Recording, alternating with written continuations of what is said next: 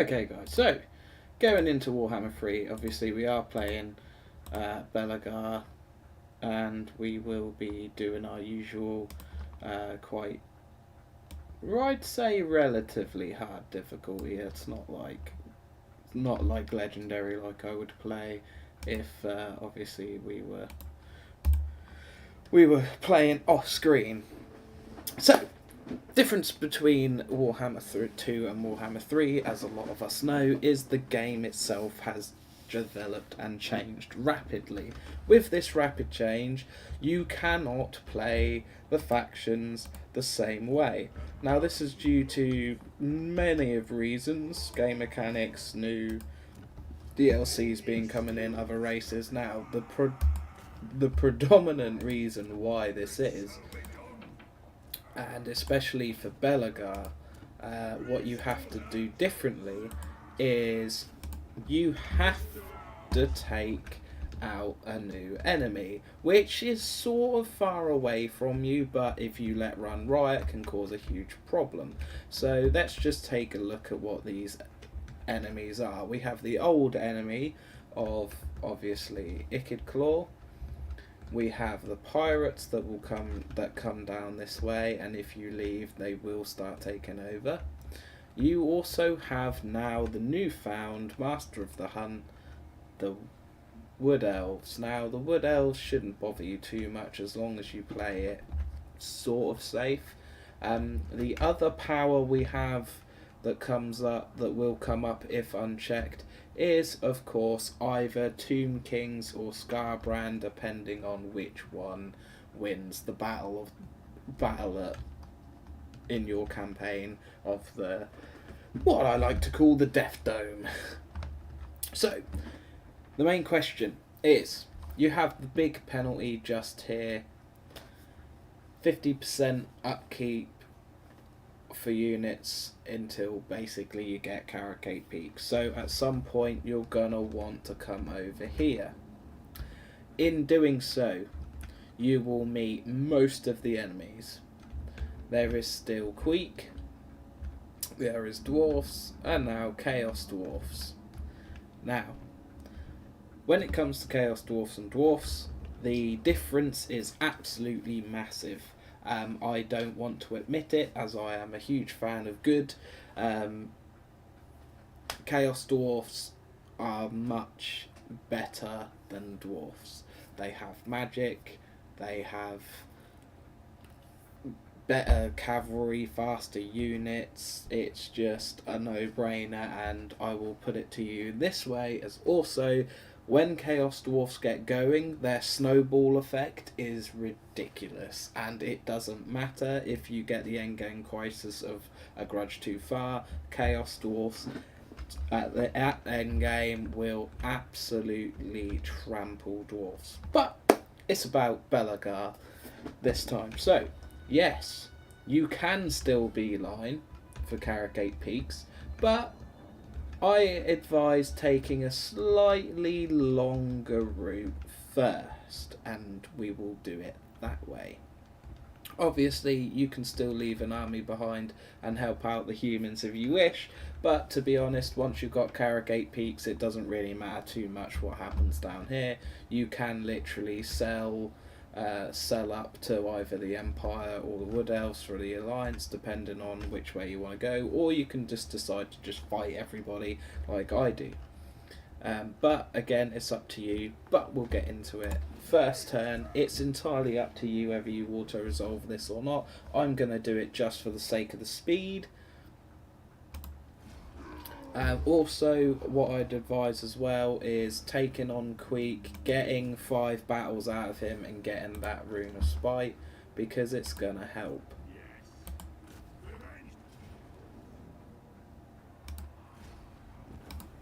Now we're going to take this for the replenishment, but bingo, straight away. Take the tribute.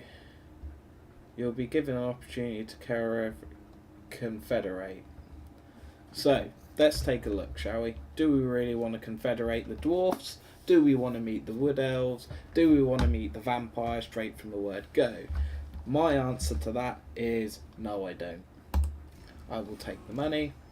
I am not interested in confederating you just yet. We will do that later. Right now, I have better things to do. We don't get the Slayers yet, but that's not an issue. We are going to upgrade and get a bit more movement. Upgrade our heroes before I forget. Bit more movement.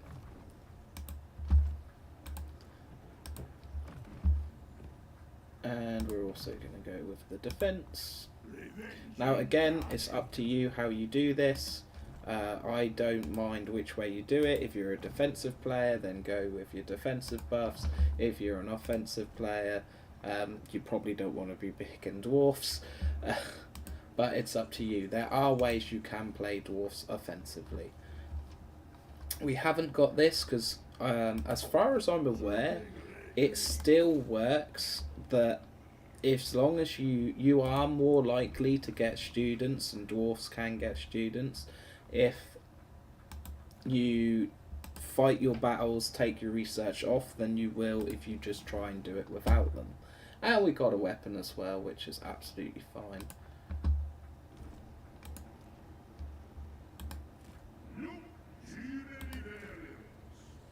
Come on, out you go.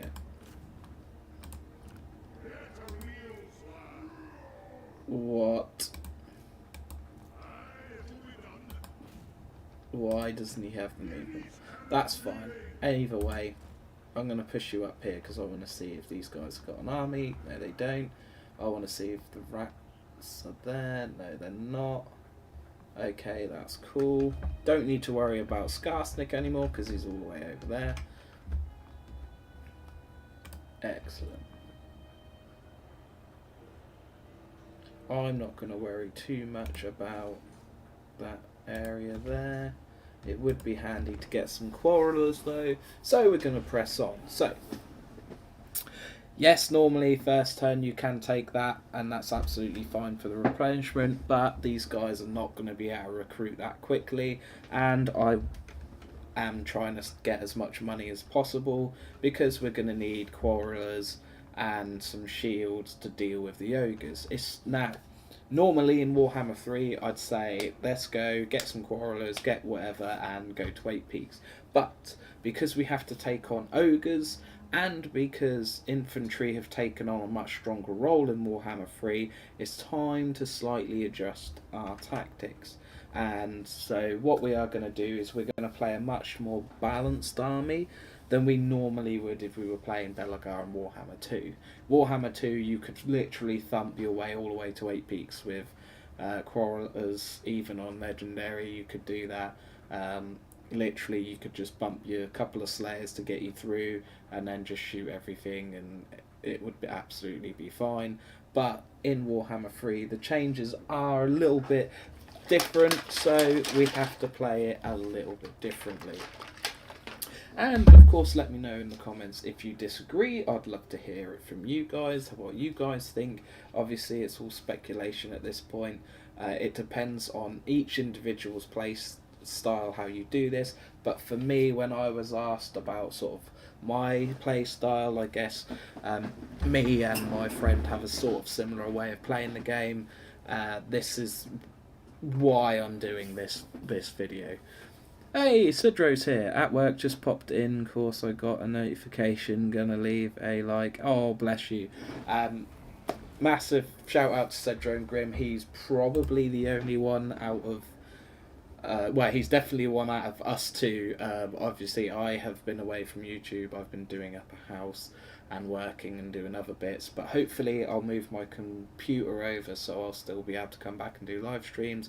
But if you want to hit up some awesome content, give Cedro a definite shout and a look at, because he's very entertaining along with Grim, and he also plays different games like God of War, which, yeah, let's face it, who doesn't love a bit of God of War?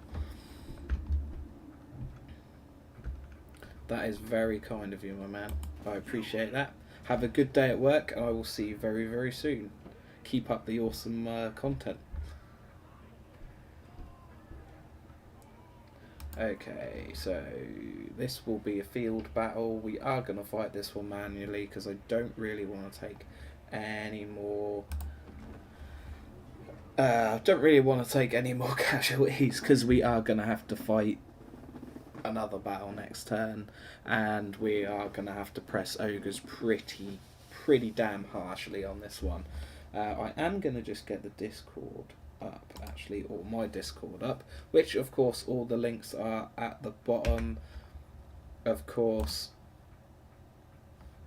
if they are not there, I will put them in a little bit later. So if you're watching the videos, they should all be there. Head to my page. You should be able to see, obviously, Cedro and Grim's page on there. I do have to point out, though, that Grim streams on Twitch, not YouTube. He does upload his videos onto YouTube. So, obviously, we'll sort of go from there. I have...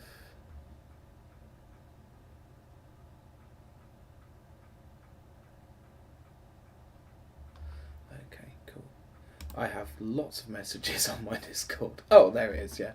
Please, can you help me with Belegar? I'm not quite sure what to do. Warhammer 3 is a little bit different. Yes. Oh, yeah, it is. Oh, yeah, it is. Massively different.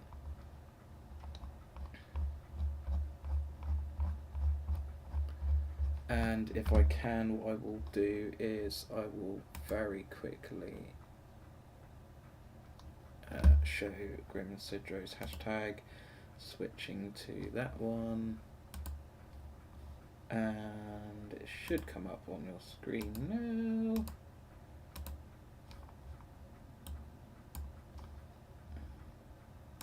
There it is.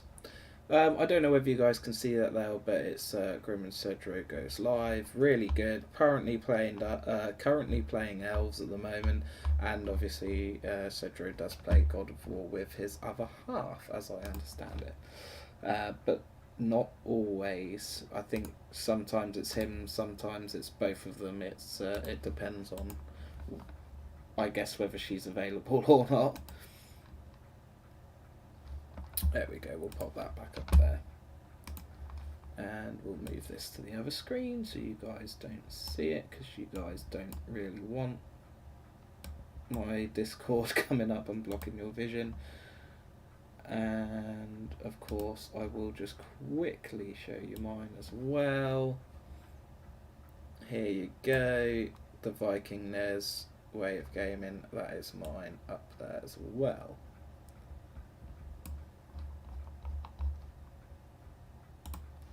Moving on. Oh, I need a better computer. Much better computer. With any luck, I haven't now crashed my game because I haven't actually been playing this for ages. But obviously, unless they dramatically change the game, it's still going to play the same whether you have a year out or whatever.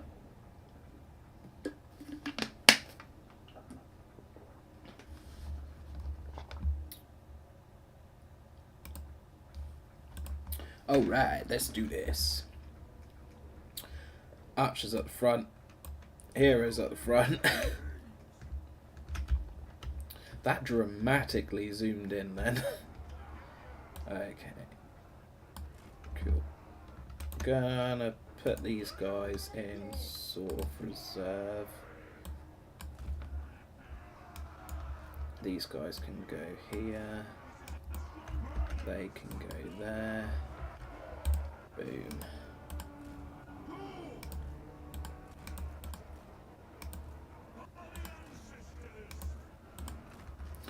Gonna try and leave the heroes on the old flank. Gonna move these guys up so they don't get hammered by these guys.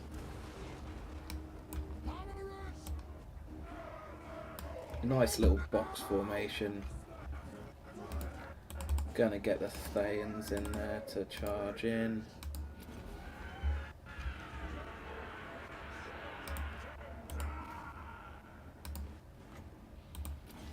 Gonna give him a little boost. And of course we're gonna smack these goblins for as much damage as we possibly can in 2, 1, boom. Oh, what a lovely spell that was. That is a great spell.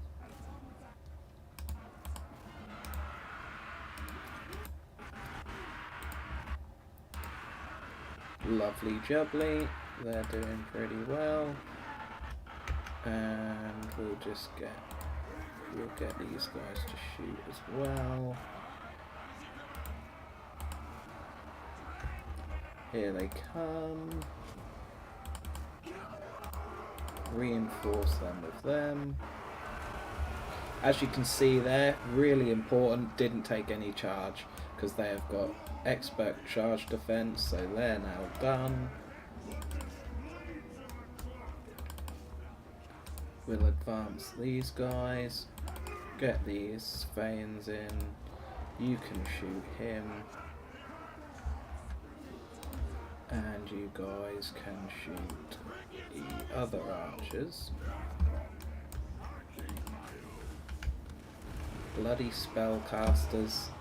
This is the thing with dwarves. Although their resistance is really, really strong to magic, they still get absolutely wiped the floor with when it comes to heavy spells.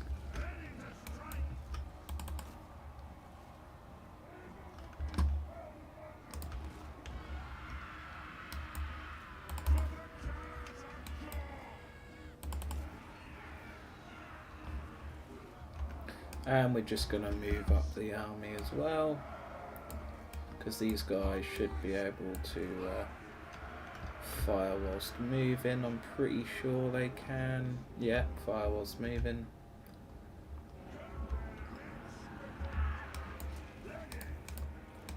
Or they should be able to fire whilst moving.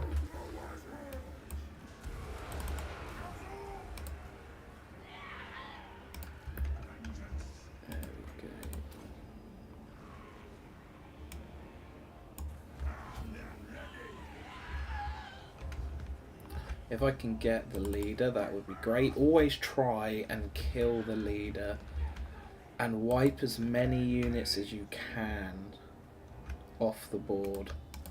Because what this does is it allows you to get more gold, and I believe this might not be 100% accurate, but I'm pretty sure the more enemies you kill, the more likely of an item drop you can get. Now, I don't know if this is true again, but I've found if I've absolutely wiped out an army, I'm more likely to get an item than you are if you don't.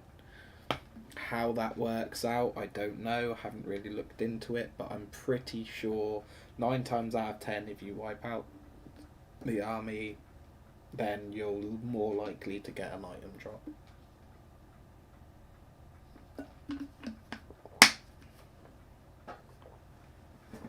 And we managed to escape that with no losses at all.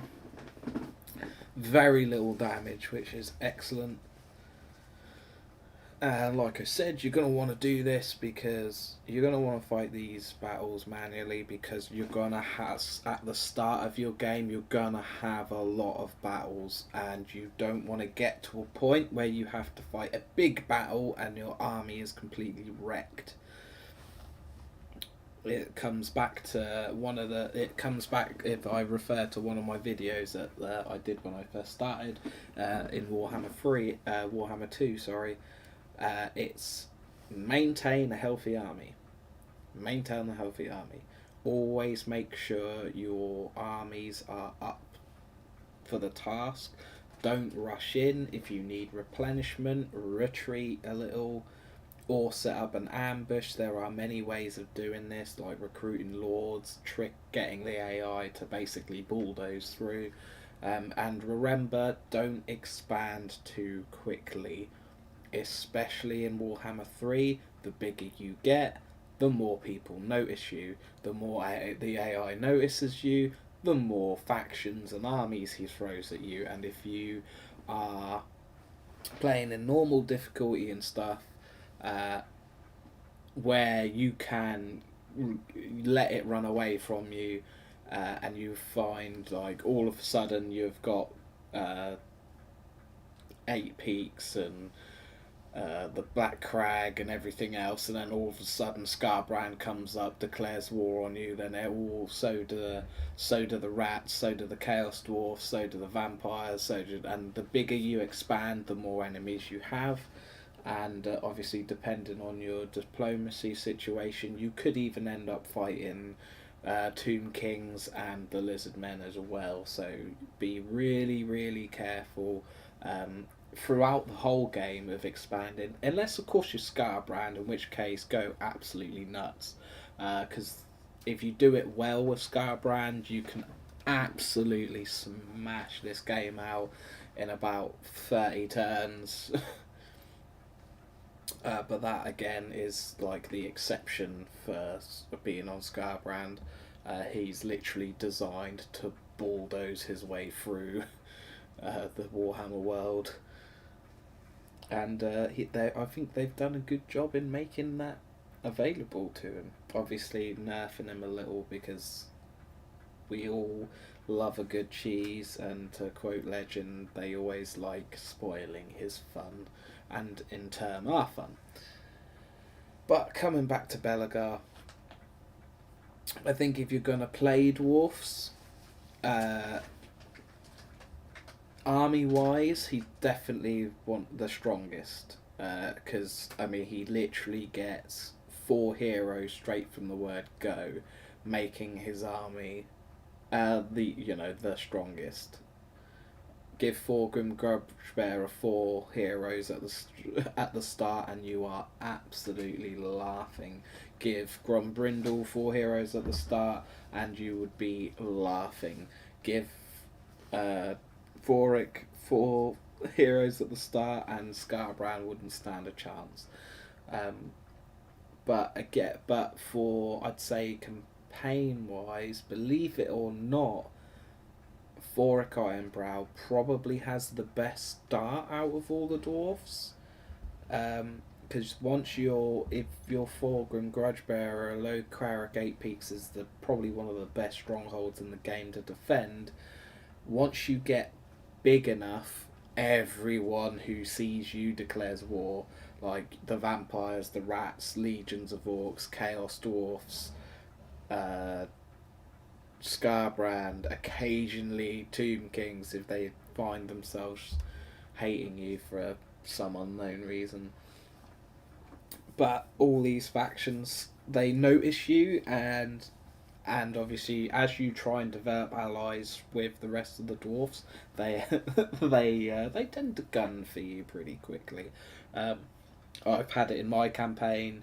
I watched Legends Thorgrim Grudgebearer to see if he'd done anything differently with the Chaos Dwarfs, and to be brutally honest, he, like everyone else, you hit a wall. You get to the point where you become too well known, and people start declaring war on you. So definitely watch out for that. And this loading screen is taking forever.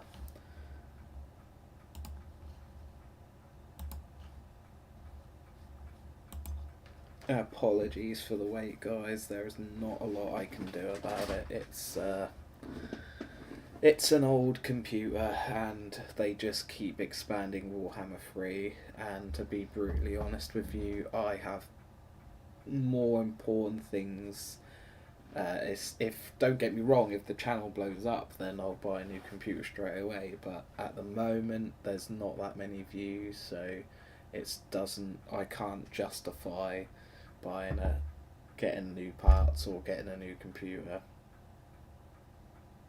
just for the stream. Plus, I've missed you guys. I have not had a lot of time to stream. Hope I will be moving at the end of the month, so hopefully I'll be able to do this a lot sooner, and you will meet some people that are very, very dear to me, and fingers crossed,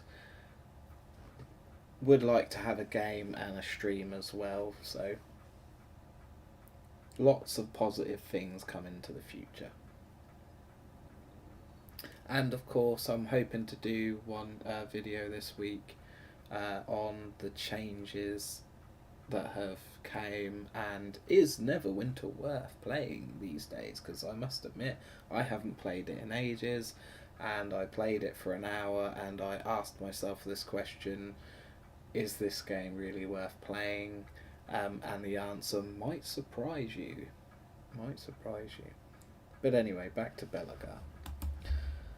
Not much damage there. Hammerers, be very, very careful with these guys. If they get tied down, you will watch them die. They will just die. They do not do well. They are a really good supporter of heroes. Really good supporter of heroes. And obviously, tabletop, if you're playing dwarfs, get yourself a unit. Hammerers, they deal incredible amounts of damage. I've seen these guys wipe out pretty much everything. So well worth doing it, but when it comes to the game, make sure your hammerers are not getting isolated. It is very important to have them as more or less of a backup. Think of them like this. They literally do what they say on the tin. They are hammerers. They are very good at hitting once, but if you let them get isolated, they get torn to absolute pieces. And you have to, again, be really, really careful of that. Because nobody wants to see their best units get wiped out on the first 2 turns. That would be very, very, very, very dramatic, and of course not fun at all.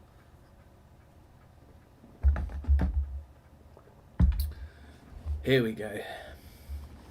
So again, decisive victory, nice win there, not many casualties. We are going to take it this time.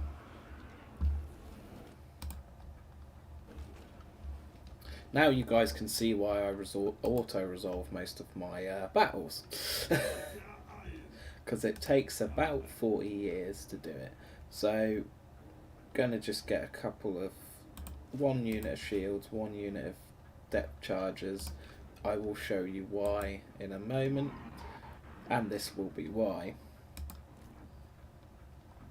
They are very good siege attackers, well worth having in your army.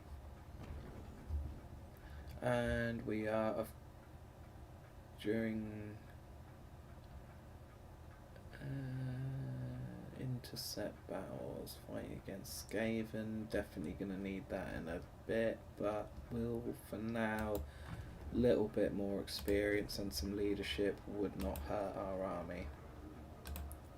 And we've got some Slayers, yay. With Belegar, watch this number. It will go to 0 very, very quickly. We don't need a Lord just yet, so we'll continue on to turn number 3. And another big thing you need to notice, obviously, is even though they drop very, very quickly, there's a hell of a lot more factions with Warhammer 3. As it goes to the end game crisis, I've turned them on. I usually play with them off because I've usually conquered most of the map by the time it happens, and they're not really that bad anyway. I think the worst one I had was I was playing dwarfs and I had a grudge too far come up, but I confederated everybody and I just literally obliterated these armies very, very quickly. So I was very lucky to be in my end game when they happened, and I was that strong. I just obliterated them. I had all my Doom stacks ready. And yes, the Doom stacks still stand. They are still the same from Warhammer 2. Obviously, they're with the newer factions, they are a bit different, but as far as the old ones are concerned, they are pretty much still the same. I wouldn't change the Dwarven armies from when how I set them up from Warhammer 2, from Warhammer 3. I played them pretty balanced in Warhammer 2 anyway, so there's no need for me to change the way I play in Warhammer 3, because again, infantry's gotten better, and I play balanced anyway, so it never really makes much difference.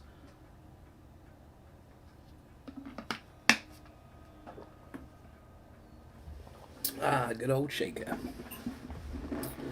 But like I said, this is going to be a fairly short one. We're going to get to here, and I will show you exactly what I mean. Because you can still beeline to 8 peaks if you want to. You just have to make a couple of stops first. Oh, they stayed there. Extra battle.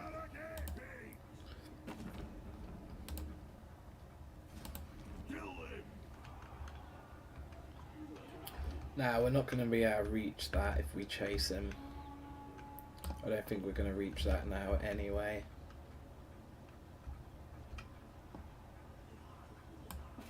Oh yes, we will.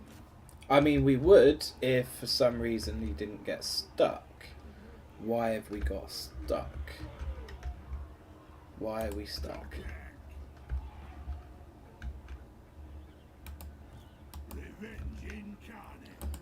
Why are we stuck? Ah, it's because it... No. Oh, look at that. Oh, not quite. Okay, well that's fine. Steel technology. Let's give it a go. I don't think we managed to, but it's fine.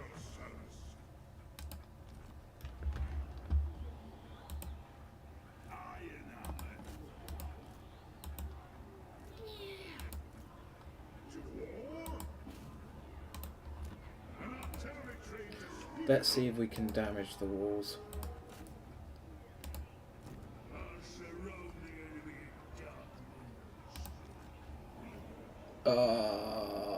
Never mind.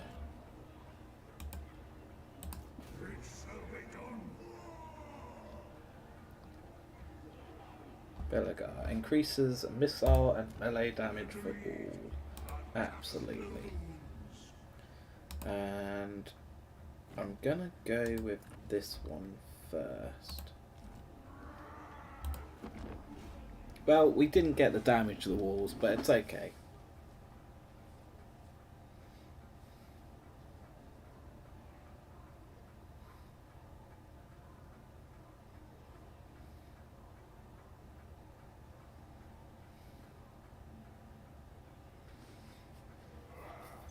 Moving on. Bingo. He's there. There's our target.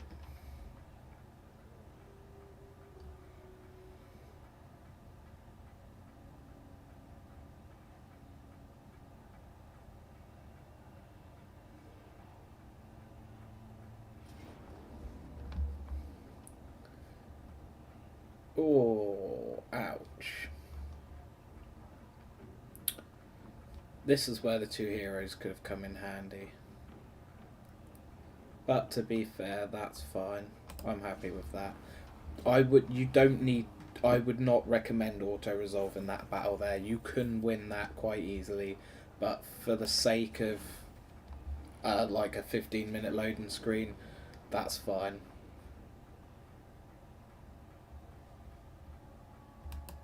Crushing defeat.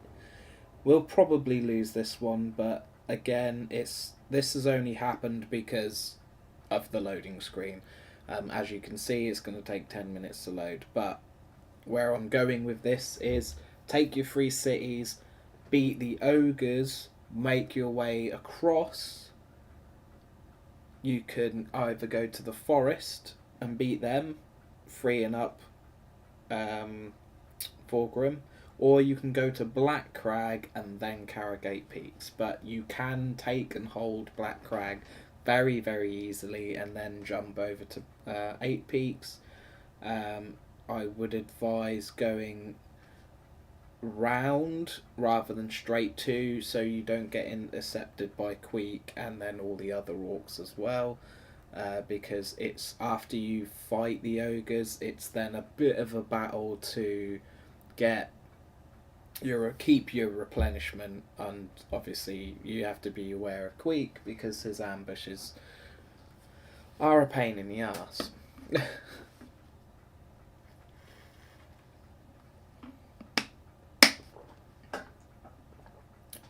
Note to self: no shields, no armour, gonna shoot them.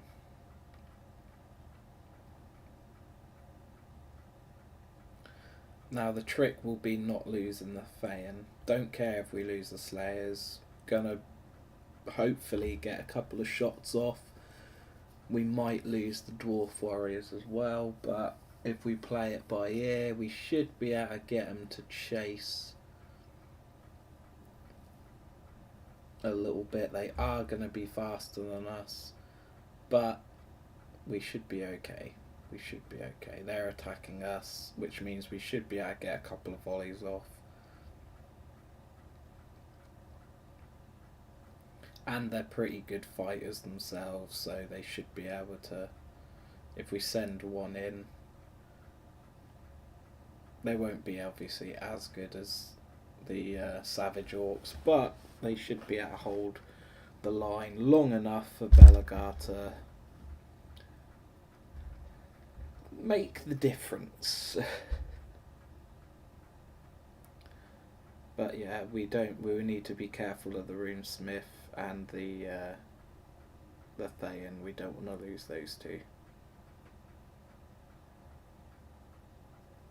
The rest of the top row is expendable. But that just goes to show another one of my rules that still stands: do not trust auto-resolve. It is not your friend.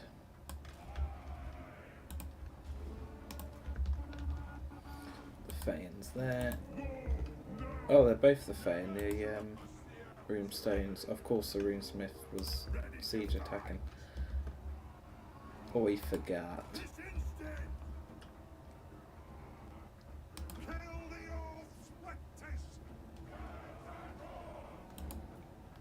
Speed it up a little bit.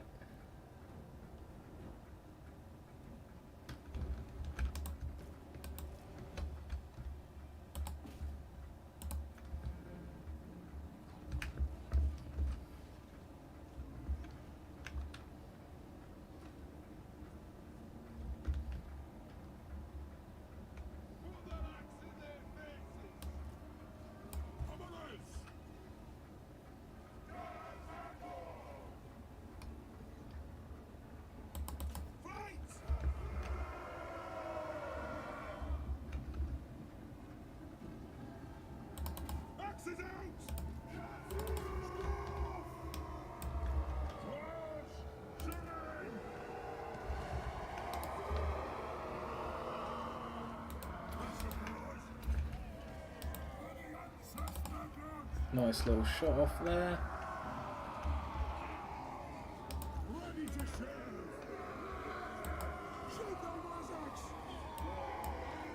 And then a rear charge by the Feyens.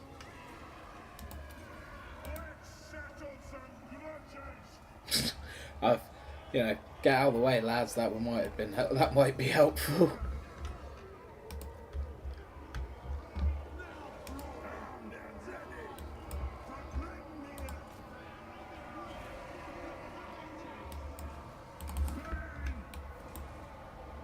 And then we just take care of that orc whilst you guys shoot these guys.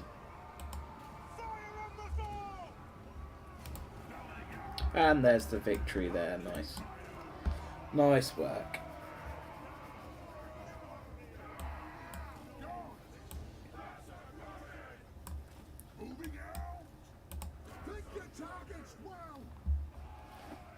And I see no reason to continue that. We'll take the win and we'll move on. And we managed to not lose any units, which is a bonus. And he got a kill. We actually got a kill. 1 kill. Let's take a look. How much damage did we get? 33,000 damage. Not bad. Not bad. Belegar, not bad damage at all. That's not bad. Depth charges, not bad. Not bad at all. At least one unit's worth their weight in gold.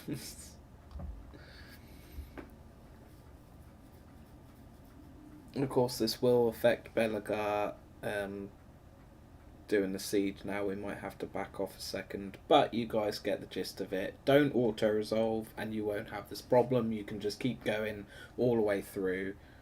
I've only auto-resolved to try and keep this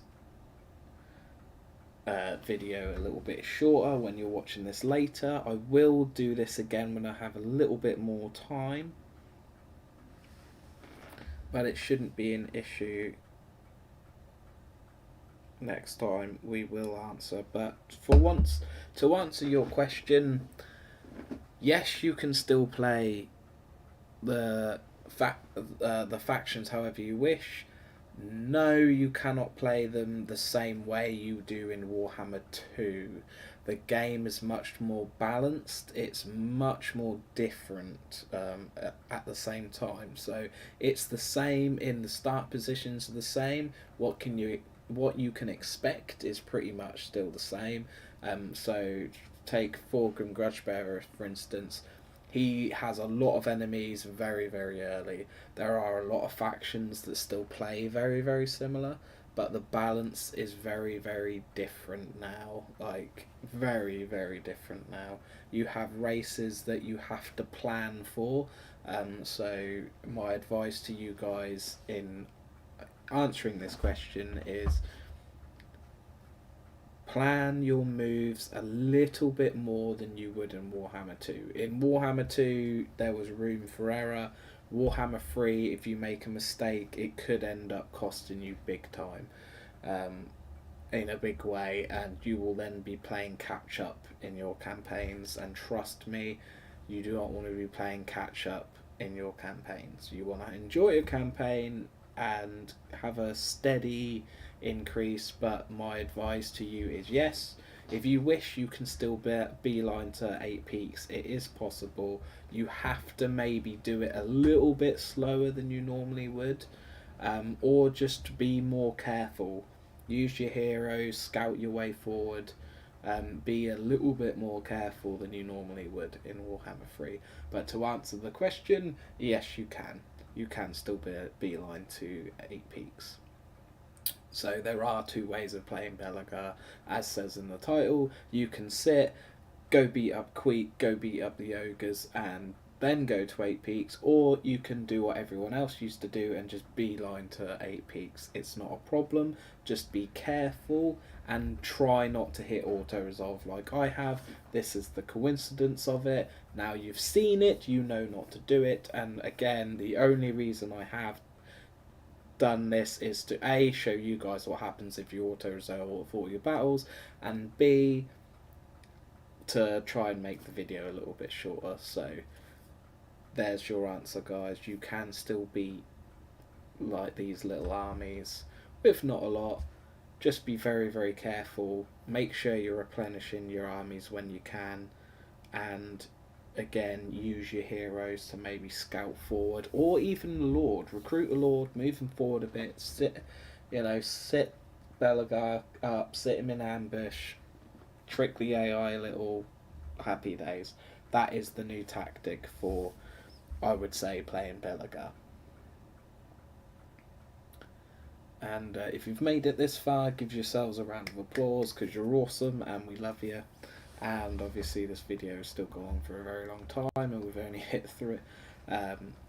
We've only managed to get to turn 3, but again, I do apologise for the loading screens. You can probably just speed these up a little bit, but obviously the points, make sure you're getting the points in there as well, guys. So to answer your question, yes, just be careful and do it a little bit slower. Make sure you take care of the ogres before going over to 8 peaks, is my advice. But you don't have to take it if you don't want to. Let me know in the comments down below, guys, what you think.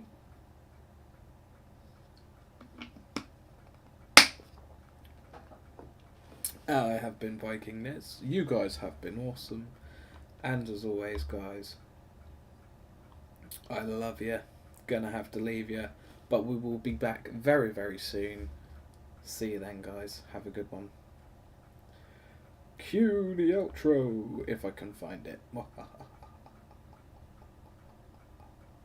Have a good one, guys.